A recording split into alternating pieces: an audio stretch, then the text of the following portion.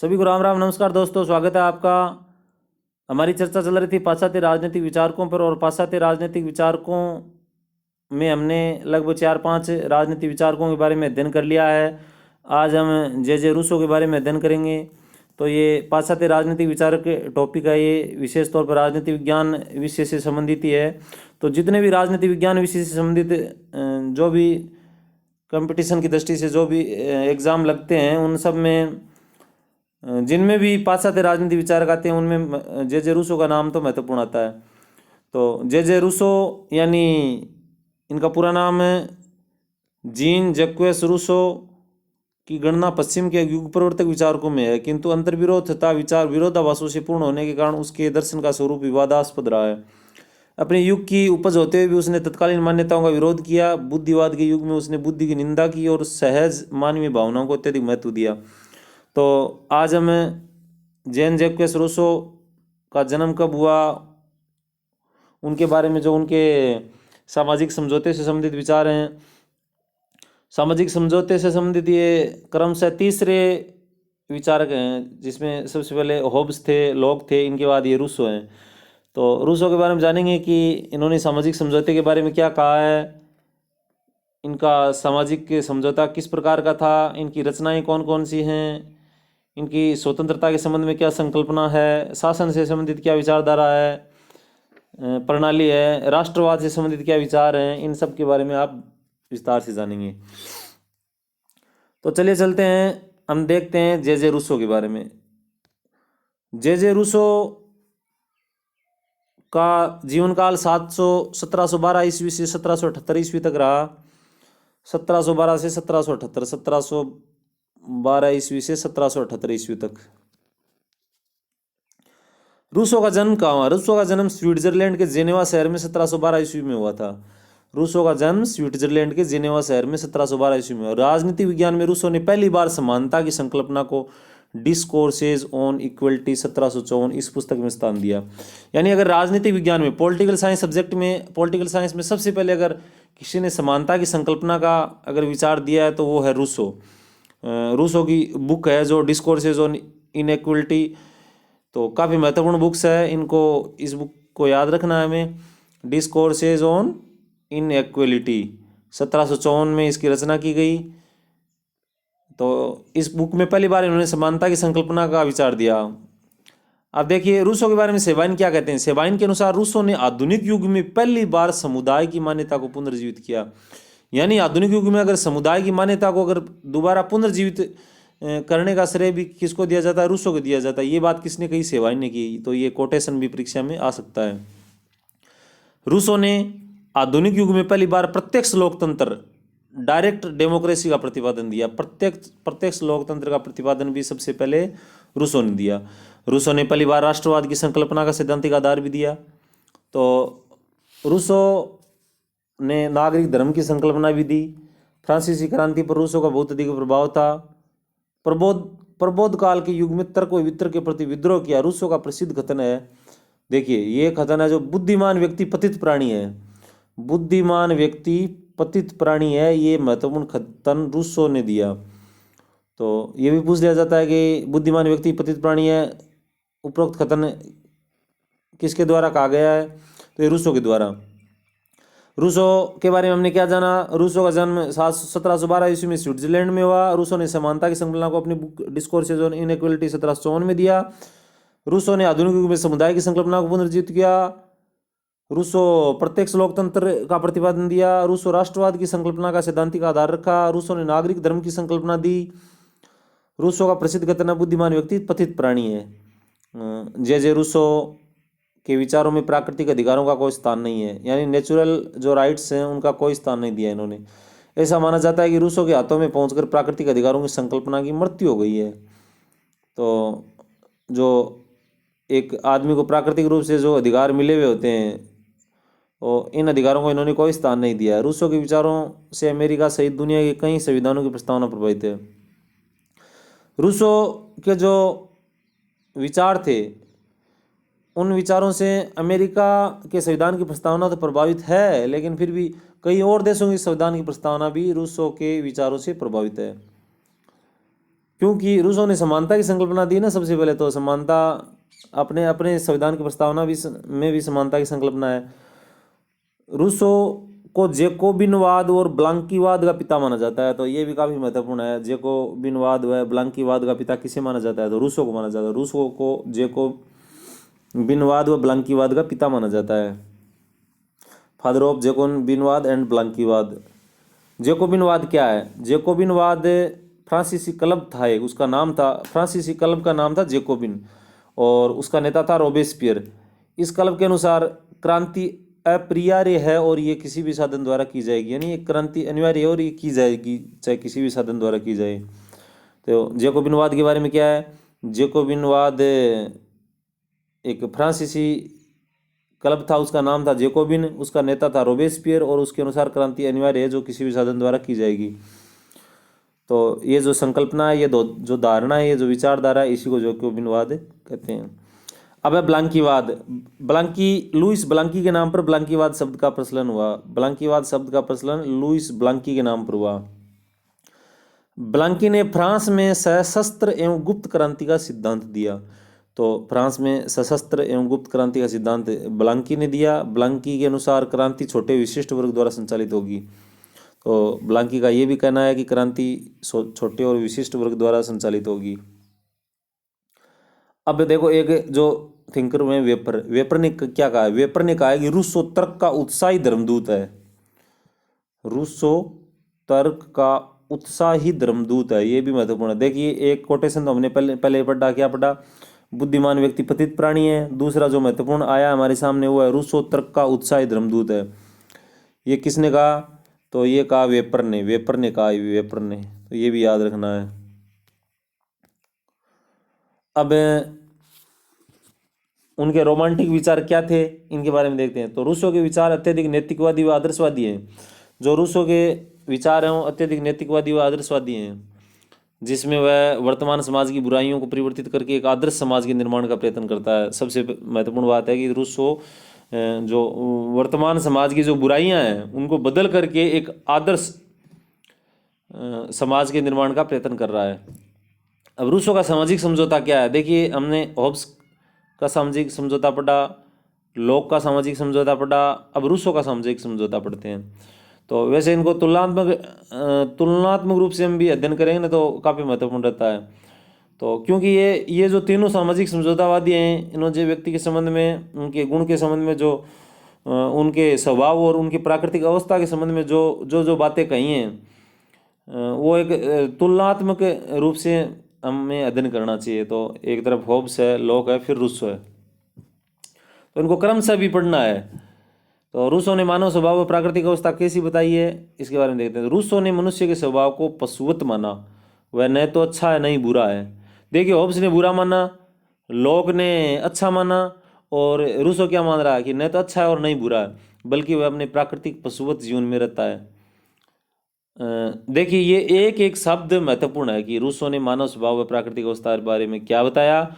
तो रूसो ने मनुष्य के स्वभाव को पशुवत माना है, मतलब जानवर के तरह माना है उन्होंने व्यक्ति के स्वभाव को। वह न तो अच्छा है और नहीं बुरा है, वह अपने प्राकृतिक पशुवत जीवन में रहता है। रूसो ने व्यक्ति को भद्र पुरुष, नोबल सेवेज की संज्ञा दी है। वह भद्र पुरुष पूर्ण रूप में स्वतंत्र था। तो रूसो ने व्यक्ति को क्या बताया है? भद्र पुरुष बताया है, और भद्र पुरुष पूर्ण रूप से स्वतंत्र था। यह व्यक्ति भद्र इसलिए था क्योंकि उसे स्वयं के प्रति प्रेम और दूसरों के प्रति सहानुभूति थी। तो इन्होंने व्यक्ति की जो विशेषता बताई है कि व्यक्ति स्वयं के प्रति प्रेमी था और दूसरों के प्रति सहानुभूति रखता था, इसलिए उसको भद्र पुरुष की संज्ञा दी है। देखिए, रूसो की सबसे जो महत्वपूर्ण बुक्स है, द सोशल कॉन्ट्रैक्ट कब प्रकाशित हुई? 1762 में। रूसो की जो महत्वपूर्ण बुक है द सोशल कॉन्ट्रैक्ट, यानी सामाजिक संविदा। सामाजिक संविदा जो बुक है वो 1762 में प्रकाशित हुई, और उन्होंने उसमें एक प्रसिद्ध कोटेशन दिया कि मनुष्य स्वतंत्र जन्मा है लेकिन सर्वत्र जंजीरों में जकड़ा हुआ है। मतलब मनुष्य पैदा तो स्वतंत्र हुआ, लेकिन वो पैदा होने के बाद वो धीरे धीरे क्या है कि चारों तरफ से सामाजिक व्यवस्था से, समाज से, इस दुनिया से, मतलब इस प्रकार से बंधन गया कि वो जैसे जंजीरों में जकड़ा हुआ है। तो रूसो ने क्या कहा? रूसो ने कहा बुद्धिमान व्यक्ति पतित प्राणी है, और वेपर ने रूसो के बारे में कहा कि रूसो तर्क का उत्साही धर्मदूत है, और रूसो ने अपनी बुक थी द सोशल कॉन्ट्रैक्ट 1762, उसमें रूसो ने कहा कि मनुष्य स्वतंत्र जन्मा और लेकिन सर्वत्र जंजीरों में जकड़ा हुआ है। तो ये कोटेशन काफ़ी बार आ गया, काफ़ी बार आ गया, और ये आगे भी आता रहेगा, काफ़ी महत्वपूर्ण कोटेशन है। समाज के विकास तथा संपत्ति के उदय से ये स्वतंत्रता लुप्त होने लगी। जैसे जैसे समाज का विकास हुआ, लोगों में तेरे मेरे की भावना आई, संपत्ति का उदय हुआ, उसके बाद से ये धीरे धीरे क्या हुआ, लुप्त होने लगा। ये स्वतंत्रता जो थी, जो व्यक्ति नेचुरल रूप में रहता था, ये स्वतंत्रता धीरे धीरे लुप्त होने लगी। इसी स्वतंत्रता को फिर से प्राप्त करना मूल उद्देश्य है। देखिए, व्यक्ति जन्म जब पैदा हुआ तो न उसे अच्छे का बुरा ज्ञान था, न उसे बुरे का ज्ञान था, वो भद्र पुरुष की तरह था। फिर धीरे धीरे संपत्ति आई और संपत्ति के कारण उसमें धीरे धीरे अपना संपत्ति अर्जित करने का जो लोभ बढ़ता गया और वो उसे स्वतंत्रता छीनती जाने लगी। अब उसी स्वतंत्रता को वापस प्राप्त करना रूसो का मेन लक्ष्य है। तो रूसो ने इसलिए क्या कहा कि प्रकृति की ओर लौट चलो। जिस प्रकार महर्षि दयानंद ने कहा कि वेदों की ओर लौट चलो, उसी प्रकार रूसो ने क्या कहा, प्रकृति की ओर लौट चलो। तो प्रकृति की ओर लौट चलो का नारा दिया। देखिए, इसका अर्थ ये नहीं कि ऐतिहासिक रूप से वो पीछे की लौटने की ओर कह रहे हैं, वो नहीं, लेकिन जो मानव की नैतिक प्रवृत्ति है, जो मानव का स्वभाव है, उसकी ओर बता रहे हैं। तो इसीलिए देखिए, वो प्रकृति प्रेमी था, वो जो व्यक्ति जो नेचुरल रूप में जैसा था, भद्र पुरुष था, वो न अच्छे का ज्ञान था न बुरे का था, वो दूसरों के प्रति सहानुभूति भी रखता था, उसी कंडीशन में वापस रूसो लाना चाहता था। इसलिए मैक्सी ने रूसो के बारे में क्या कहा कि वो चाइल्ड ऑफ नेचर है, वो प्रकृति का शिशु है। तो मैक्सी ने रूसो को प्रकृति का शिशु कहा। और वेपर ने क्या कहा, अभी जैसे पीछे भी देखा, वेपर ने कहा है कि रूसो तर्क का उत्साही धर्मदूत है। अब देखिए, रूसो की समस्या क्या थी, तो रूसो की जो मूल समस्या है वो क्या है। उनके अनुसार प्राकृतिक अवस्था की मुक्त स्वतंत्रता संपत्ति और सभ्यता के विकास के पश्चात समाप्त हो गई। उनके अनुसार क्या है, प्राकृतिक अवस्था की मुक्त स्वतंत्रता, जो प्रकृति में जो मुक्त रूप से जो आदमी स्वतंत्र था, जैसे जैसे सभ्यता का विकास हुआ वो धीरे धीरे समाप्त हो गई। वो वैसी स्वतंत्रता व्यक्ति में नहीं रही। अब वो स्वतंत्रता, तब जब हमें वो स्वतंत्रता वापस लेनी है तो क्या करना पड़ेगा, एक वैकल्पिक समाज का निर्माण करना पड़ेगा, तभी वापस आदमी उसी स्वतंत्रता में या प्रकृति की ओर लौटेगा। तो धीरे धीरे संपत्ति होने लगी व्यक्ति में, वो जो स्वार्थ की भावना का, संपत्ति अर्जित करने की भावना का विकास होने लगा, और मानव धीरे धीरे भ्रष्ट बनने लगा।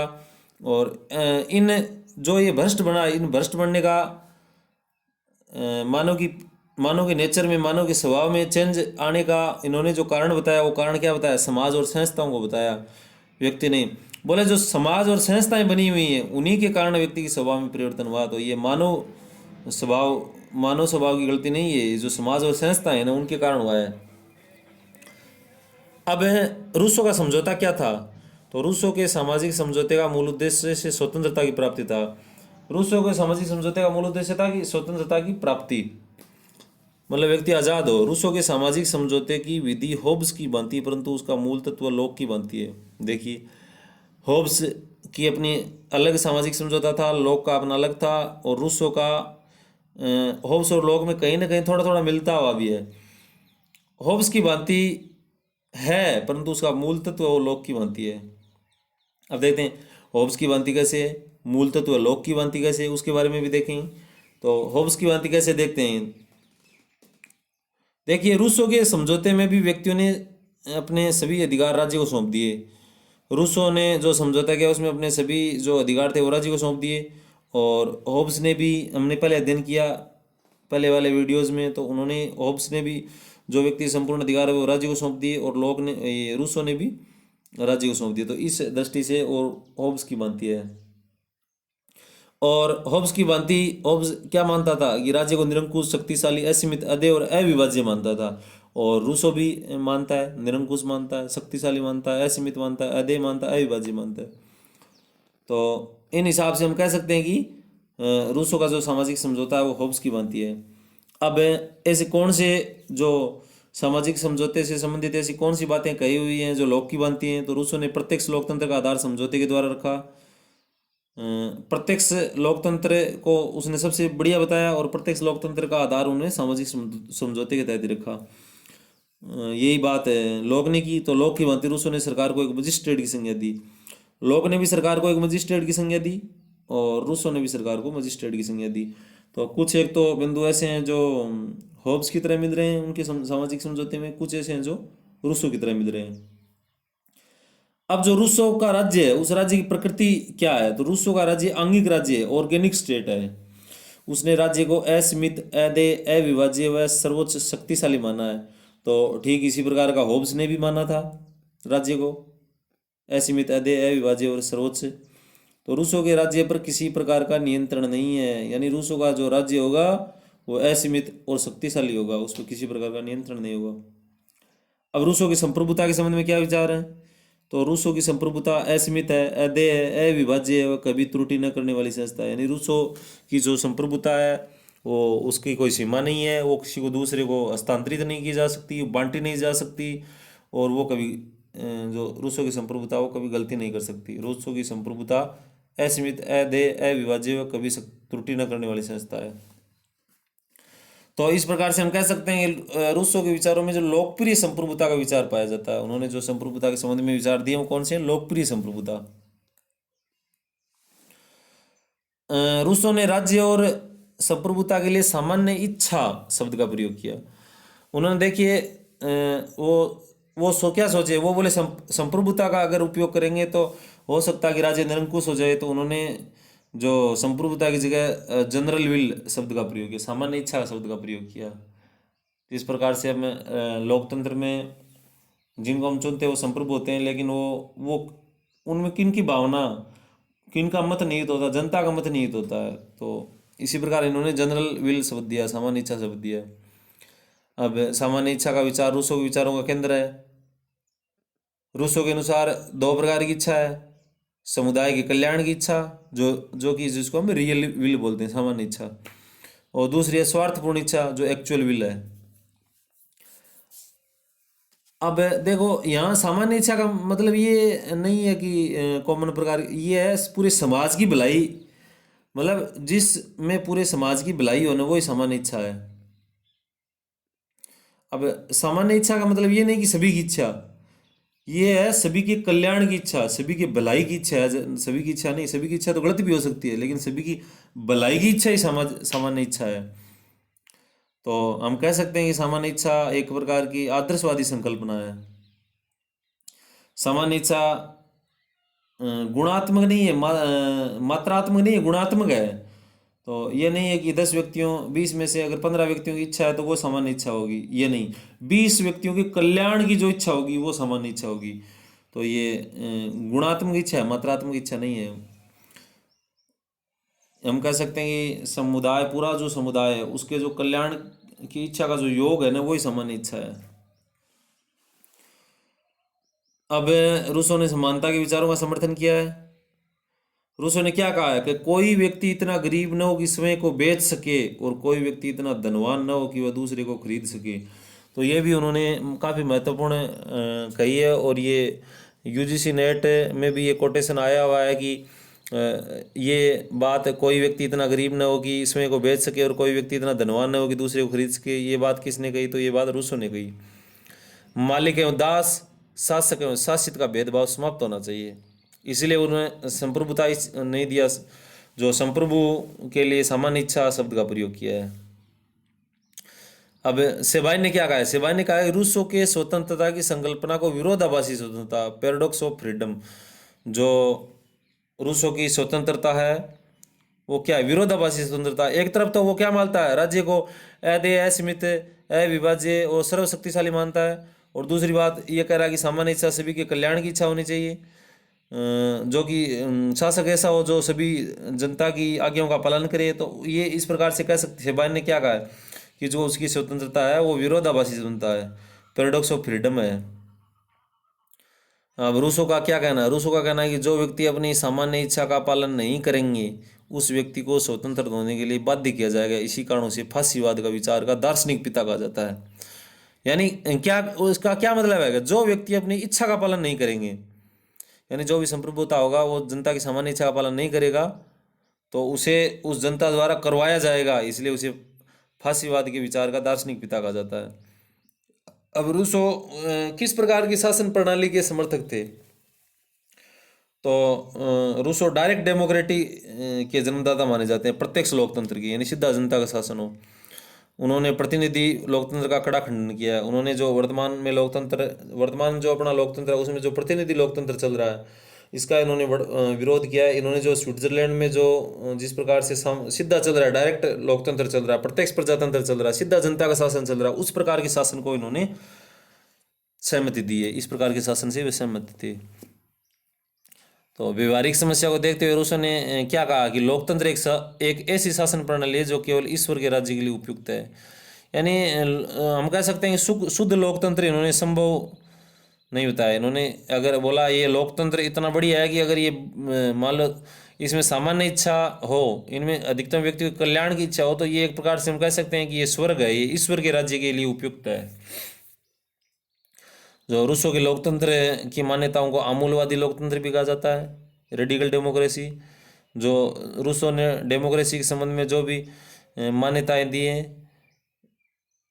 वो आमूलवादी लोकतंत्र भी कह सकते हैं हम उनको। और उसका जो लोकतंत्र से संबंधित जो उसके विचार हैं उनको जनमत संग्रही लोकतंत्र भी कह सकते हैं। आमूलवादी लोकतंत्र, जनमत संग्रही लोकतंत्र। अब मैकफरसन ने जो अपनी किताब है, मैकफरसन की बुक है the life and time of liberal democracy, 1977 में प्रकाशित हुई। The life and time of liberal democracy, McPherson. तो लोकतंत्र को क्या कहा है इन्होंने? रूसो के लोकतंत्र को विकासवादी लोकतंत्र कहा है। अब अलग अलग है, देखो सबने अलग अलग कहा है।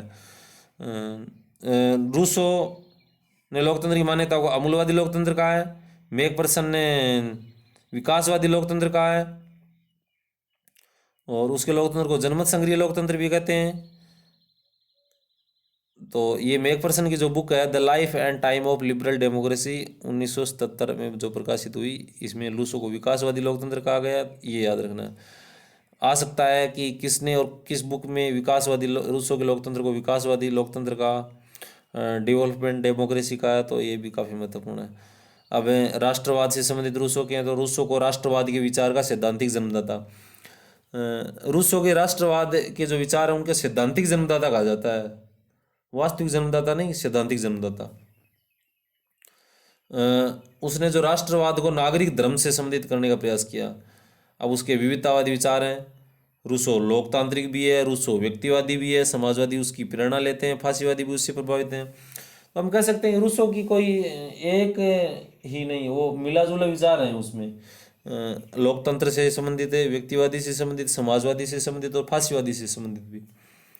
अब रूसो की आलोचना भी हुई है भाई, जो चारों तरफ की बात करेगा उसकी आलोचना भी होगी। तो टोलमे ने कहा कि रूसो आधुनिक सर्वाधिकारवादी विचारधारा का दार्शनिक प्रणेता, आधुनिक सर्वाधिकारवादी विचारधारा का दार्शनिक प्रणेता। टोलमैन का ये जो कथन है ये भी ध्यान रखना है, रूसो आधुनिक सर्वाधिकारी विचारधारा का दार्शनिक प्रणेता है। अब जो रूसो की बुक्स हैं जो परीक्षा की दृष्टि से महत्वपूर्ण है, रूसो की किताबें जो मिलान करने से संबंधित प्रश्न भी पूछ लिया जाता है, सीधा भी पूछ लिया जाता है, निम्न में से कौन सी रूसो की बुक्स है, कौन सी रूसो की बुक्स नहीं है, कौन सी किस वर्ष प्रकाशित हुई, इनको काला अनुक्रमिक रूप में रखिए। तो इस प्रकार से हमें उनके बुक्स और उनका प्रकाशन वर्ष भी याद रखना है। उनकी एक बुक थी the government of Poland, the government of Poland 1772 में प्रकाशित हुई। ऐसे on the origin of language 1781 में हुई। ऐसे on the origin of language 1781 में। इमिली और ऑन एजुकेशन और इमाइल और ट्रेटीज ऑन एजुकेशन 1762 में, रूसो द्वारा शिक्षा पर लिखी गई रचना है। एमिली और ऑन एजुकेशन और इमिली ऑफ ट्रेटीज ऑन एजुकेशन, ये 1762 में प्रकाशित हुई और शिक्षा पर लिखी हुई रचना है। Discourses on the science and arts, discourses on the science and arts 1750 में। Discourses on the origin and base of inequality among man 1754 में। द सोशल कॉन्ट्रैक्ट और प्रिंसिपल ऑफ पॉलिटिकल राइट काफ़ी महत्वपूर्ण है बुक है ये, 1762 में द सोशल कॉन्ट्रैक्ट की रचना में उसके आदर्शवादी विचार प्लेटो की भांति उल्लेखित हैं। तो ये भी आ सकता है कि रूसो की कौन सी बुक्स में उसके विचार प्लेटो की भांति उल्लेखित हैं। तो उनके जो द सोशल कॉन्ट्रैक्ट सामाजिक संविदा जो बुक है 1762 है उसमें प्लेटो की भांति विचार हैं। और उन्होंने जो अपनी द सोशल कॉन्ट्रैक्ट बुक है उसमें ही कहा था कि मनुष्य स्वतंत्र जन्मा हुआ है और लेकिन सर्वत्र जंजीरों में जकड़ा हुआ है, तो ये भी याद रखना है। उनकी और भी बुक्स हैं जिनमें डिस्कोर्सेज ऑन पॉलिटिकल इकोनॉमी है 1755 में प्रकाशित हुई। इसमें उन्होंने कहा कि संपत्ति का असीमित अर्जन राज्य के द्वारा प्रतिबंधित होना चाहिए, यानी कोई व्यक्ति अत्यधिक संपत्ति अर्जित नहीं करनी चाहिए। डिस्कोर्सेज ऑन पॉलिटिकल इकोनॉमी में बताई है इसने। इसके अलावा एक ला नोविलो हेलोइज 1761 में प्रकाशित हुई। इसके अलावा एक 1762 में प्रकाशित हुई जिसका नाम है 4 लेटर टू MD मेल हेरबेस, तो 1762 में। तो मोटा मोटी बुक्स हम कह सकते हैं कि डिस्कोर्सेज ऑन पॉलिटिकल इकोनॉमी जिनमें संपत्ति से संबंधित विचार है 1755 में, द सोशल कॉन्ट्रैक्ट 1762 में, और जो एक शिक्षा से द गवर्नमेंट ऑफ पोलैंड 1772 में, और शिक्षा से संबंधित जिसमें विचार हैं इमिली और इन द एजुकेशन और इमाइल, और ट्रांसलेट ट्रेटीज ऑन एजुकेशन 1762 जिसमें शिक्षा से संबंधित विचार हैं। ये भी याद रखना है। और रूसों की स्वतंत्रता को विरोधाभासी स्वतंत्रता से बांधने का, और वेपर ने कहा कि तर्क का उत्साही धर्मदूत, और उनका जो प्रसिद्ध कथन है कि बुद्धिमान व्यक्ति पतित प्राणी है, और उनकी जो पहली बार उन्होंने समानता की संकल्पना जिस बुक में दी उसका नाम है डिस्कोर्सेज ऑन इनइक्वालिटी 1754, और उन्होंने व्यक्ति को अपने सामाजिक समझौते में क्या भद्र पशु बताया। उन्होंने प्रकृति की ओर लौट चला का भी नारा दिया। इन्होंने जैकोबिनवाद व ब्लांकीवाद का पिता भी माना जाता है। जैकोबिनवाद क्या और ब्लांकीवाद क्या है ये भी हमने देखा। तो ये रूसों से संबंधित जो महत्वपूर्ण जो भी विचार थे उनके बारे में आज हमने पढ़ा। आगे भी हमारे पास आते राजनीतिक विचारकों से संबंधित चर्चा जारी रहेगी। तो इससे पहले अगर आपने हमारा YouTube channel GK with Kailash Punia subscribe नहीं किया तो सब्सक्राइब कर लें, लाइक करें और शेयर करें। और इसमें अगर कोई जैसे वीडियो में कोई उसके तरीके में कोई संशोधन करना हो तो उससे भी अवगत कराएं। सभी को धन्यवाद।